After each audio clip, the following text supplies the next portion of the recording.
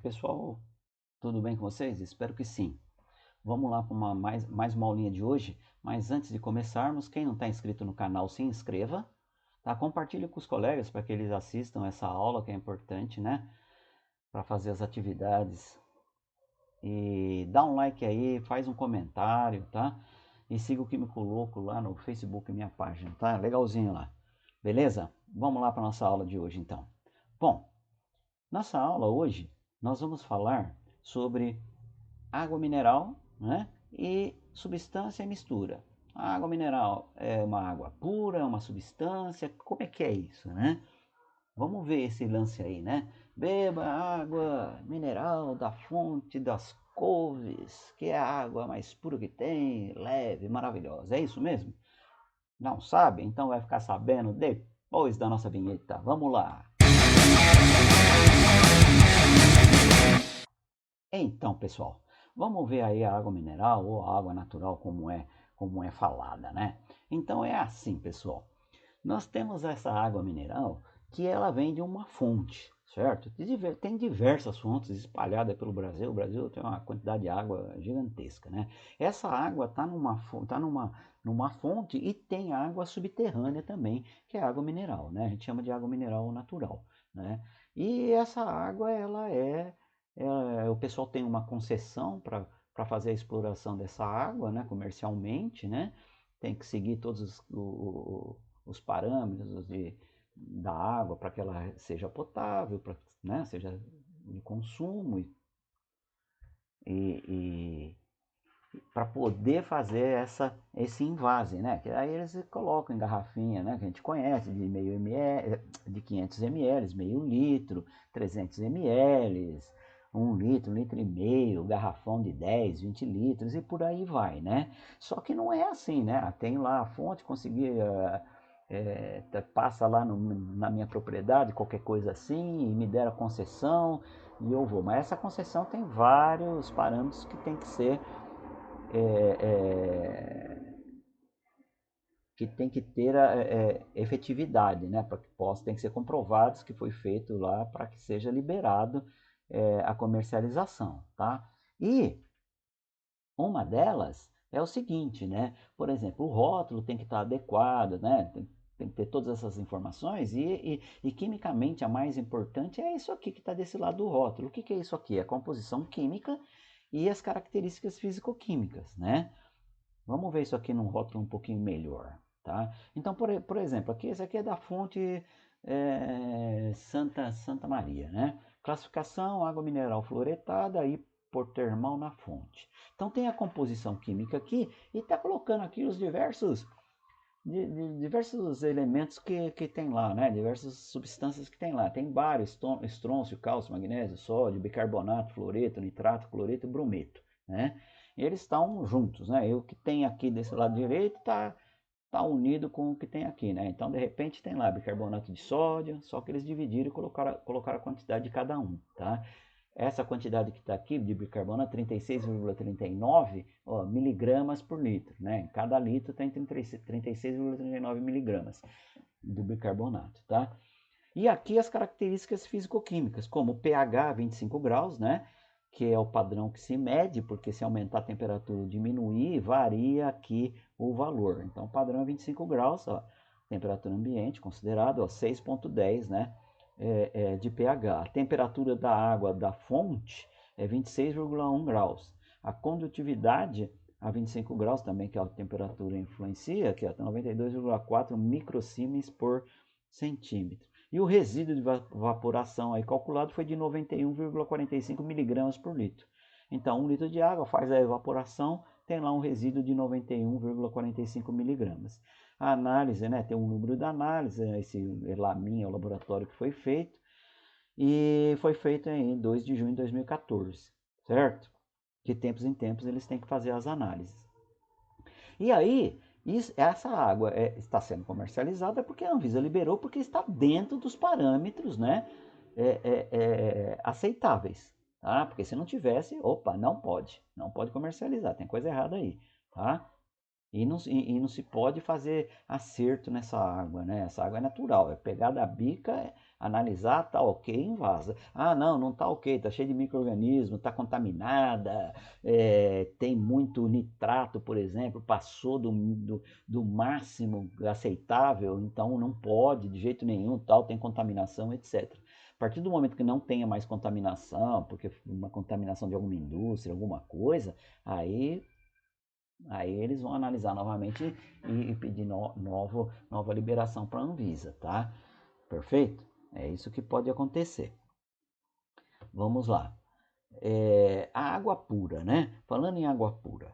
A água pura, ela é somente quando tem moléculas de H2O, né? Então, uma água com moléculas apenas de H2O não existe, tá? Isso tem que ser fabricado no laboratório, né? Na indústria, em quantidades gigantescas, na indústria quando há necessidade, ou e há muita necessidade de água pura, né? Como numa indústria de alimentos, na indústria cosmética, né? Precisa, né? Em diversas indústrias a gente precisa da água pura.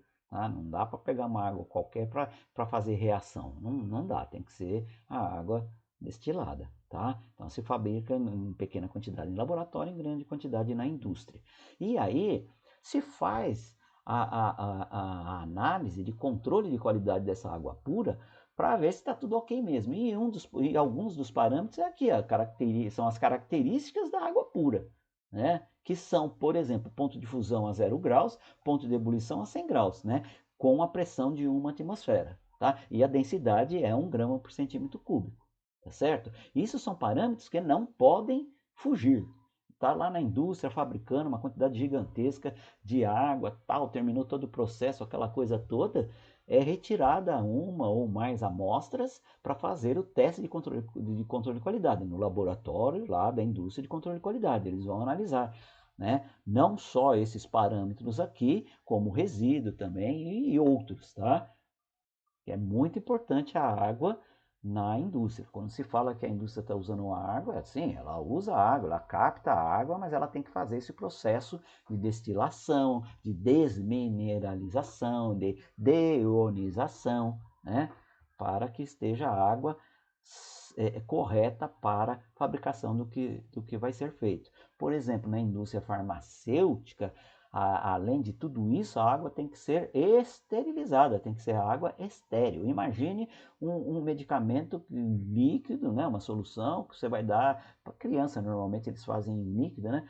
Você vai dar e está contaminada, né? Então não pode, tem que ser esterilizada essa água, né? Ou a água que se mistura com uma substância sólida, né, para formar uma solução para ser injetado na gente, então injetável. A água tem que ser super esterilizada, vai matar a pessoa, né? Ou para produção de vacinas, né, que tanto se fala hoje, está usando água, nossa, a água é puríssima em todos os sentidos e esterilizada, né? Senão não adianta nada, tá bom?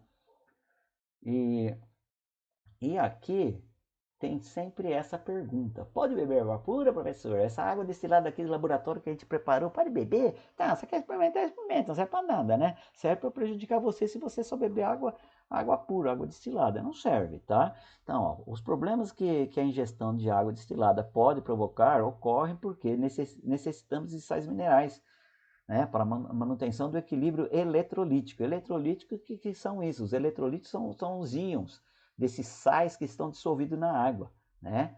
Tá? Assim, quando ingerimos esse tipo de água, não estamos repondo os sais minerais, o que pode afetar esse equilíbrio. Tá? A gente não repõe ainda por cima, a água ainda vai atrapalhar aí nesses íons que tem ali, não só no equilíbrio, mas como consumir esses íons, né, dos sais minerais que a gente precisa, né? E aí você tá bebendo só água destilada que fala que é pura, que vai fazer bem para sua saúde e tal, esse pessoal negacionista aí, esse bando de ignorante, de repente acha que deve fazer isso, então água pura, né? E a outra é água chinesa, né, que é comunista, né, aquela coisa toda, né? Tá ok? Então, bando, não pode porque você vai morrer desidratado, tá? Ok? Vamos lá. Isso aqui é para dar uma recordada aqui, né? A matéria, né? A matéria como um todo é formada de átomos e moléculas, né? E nós temos as substâncias puras, né? E temos as misturas, porque as misturas não são substâncias, não que não sejam puras as substâncias, né? Mas aí ela vai estar, por exemplo, diluída na água, uma solução, né? Por exemplo, tá? Vamos lá. Nós temos nas substâncias puras, elas podem ser simples ou compostas e as misturas podem ser homogêneas ou heterogêneas, tá? As substâncias simples, elas são formadas por átomos de um único elemento químico, como o gás oxigênio, o gás hidrogênio, o ozônio aqui, que é um gás, xenônio e argônio. Ó, xenônio e argônio, tá vendo que é um aqui? A gente não escreve um. Por quê? Porque são os gases nobres, eles não precisam estar unidos com um outro átomo de xenônio para que seja gás. Eles são os gases nobres, lembra? Não precisa se unir, não há compartilhamento de elétrons, não precisa. Tem 8 elétrons na última camada, são estáveis sozinhos, né? Aqui, ó, é simples porque só tem átomo de oxigênio, aqui só de cloro, oxigênio e hidrogênio. Aqui, xenônio e argônio, tá? Substâncias compostas, água, o ácido fluorídrico, o carbonato de cálcio, ácido sulfúrico, tá? Nesse caso aqui, ó, aqui só tem átomos, só tem moléculas de H2O, né? Aqui só tem hidrogênio e flúor, né? Não tem outras impurezas, certo? É por isso que essa substância é uma substância pura, tem todas as suas características específicas, ponto de fusão, ponto de ebulição, densidade, por aí vai, todos esses aqui, tá? Para ser puro. Aí se for impuro, aí já não vai servir para determinada indústria, serve para outro tipo de uso. Tem carbonato de cálcio que não é 100% puro ou 99% puro? Tem, é usado em outro tipo de indústria, em outra fabricação de qualquer outra coisa, em outra reação química, tá? E tem os puros para as indústrias que são necessárias, tá bom? A mistura. A mistura, por exemplo, aqui, temos aqui um sólido e vai dissolver na água, certo? E aqui nós temos visivelmente uma fase só, que é a fase líquida que está colorida, não tem problema nenhum, tá bom? E quando tem uma fase só, é uma mistura homogênea, sendo assim, é uma solução. Esse sal aqui parece que é o sulfato de cobre, né, pela cor, e aqui nós temos uma solução aquosa de sulfato de cobre, tá? Por quê? Porque é uma mistura homogênea. Toda mistura homogênea é uma solução, tá? Aqui nós temos uma mistura heterogênea. É solução? Não. Nesse caso aqui de jeito nenhum, né? Olha aí, tá? Eu tenho 3 fases: areia, água e óleo, né?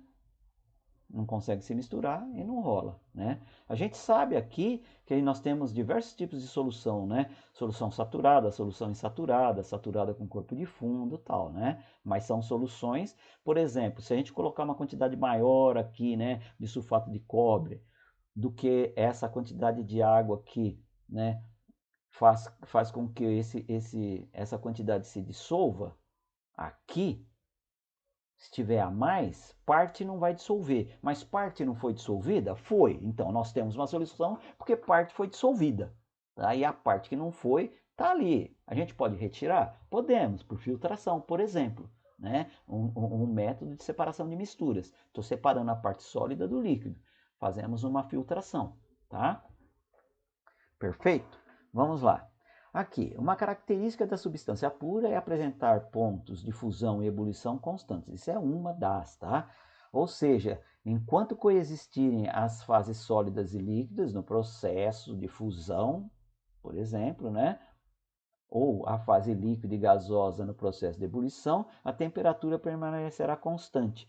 Isto é, não sofrerá alteração até que passe totalmente para uma outra fase. Vamos ver aqui num gráfico. Esse gráfico é de substância pura. Por quê? Aqui é a fase onde está ocorrendo a fusão, né? E aqui é a ebulição. Olha, eu tenho aqui gelo, nós temos aqui uma determinada temperatura, que é abaixo de zero, negativa, está ganhando calor, né? Está ganhando calor, mas ainda tá gelo. Por quê? Está aumentando a temperatura, sei lá, menos 15, menos 12, menos 10, menos 5, menos 1 grau, até atingir o ponto de fusão que a temperatura é 0 graus, aqui. A partir desse momento que atingiu o ponto de fusão, aí sim o gelo vai começar a fundir, né? Houve aqui a fusão e neste intervalo de tempo aqui nós vamos ter as duas fases, sólida e líquida, ao mesmo tempo, até todo sólido ser fundido, né? E nesse momento que teremos somente fase líquida aqui, nesse instante, vai começar a aumentar a temperatura. Tá? Aí sim, aí só tem água líquida. Vai subir, subir, subir essa temperatura até 100 graus, que é a temperatura de ebulição da água. Quando chegar em 100 graus, começa a ebulição e vamos ter líquido e vapor ao mesmo tempo. A temperatura fica constante. A partir disso é que dá para aumentar a temperatura do vapor. Tá? Isso se a gente fizer no sistema aqui fechadinho para esse vapor não se perder. Tá? Então, olhando esse gráfico, ele fala uma montoeira de coisa para gente. Não está escrito que é substância pura, tá? Só não precisa nem ter nada aqui dizendo que é água, nem valores, nada. Só o gráfico aqui. Me perguntar, esse gráfico é de uma substância pura ou de uma mistura? Substância pura. Eu tenho aqui temperatura constante aqui embaixo e aqui em cima. A gente pressupõe, né? Tá saindo uma temperatura negativa para cá. A primeira fase é de fusão, né? Tá? É de fusão. E aqui é ebulição. Tem patamares, ó, temos 2 patamares aqui, tá bom? Substância pura. E aqui um de uma mistura, ó. Não tem patamar, não tem temperatura constante. Né? Aqui eu só tenho sólido e aqui eu vou ter sólido líquido, mas a temperatura está subindo. Né? Lentamente está subindo, mas está subindo. Né? Eu tenho sólido e líquido. Aqui eu só vou ter sólido agora. Ó, sobe mais rápido, né? E aqui continua subindo, mas eu tenho líquido e gasoso já aqui, né? Já começa a ter vapor aqui, né? E aí depois somente o vapor, ó. Não tem aqueles patamares, não tem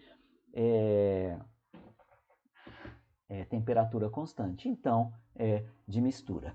Bom, esse assunto, água tal, é importante porque daqui para frente nós vamos usar muita água, porque nós vamos falar da autoionização da água. Isso é muito importante, que quando nós formos falar da acidez, da alcalinidade das substâncias e da própria água, a gente vai ver, né? Se a água é ácida ou se a água é básica. A gente vai ver isso, né? E aí a gente vai conseguir quantificar também, dizer qual é o valor do pH, através das concentrações dos íons H+, e OH-, do íon hidrônio, como é chamado, né? Do cátion hidrônio e do ânion hidroxila, tá certo? Isso fica para uma próxima aula, tá bom? E por hoje é só, pessoal. Valeu, a gente se encontra numa próxima aula e lembre-se aí de se inscrever, dar o like, fazer um comentário, seguir o Químico Louco no Facebook. Tchauzinho, pessoal, até a próxima, valeu, brigadão.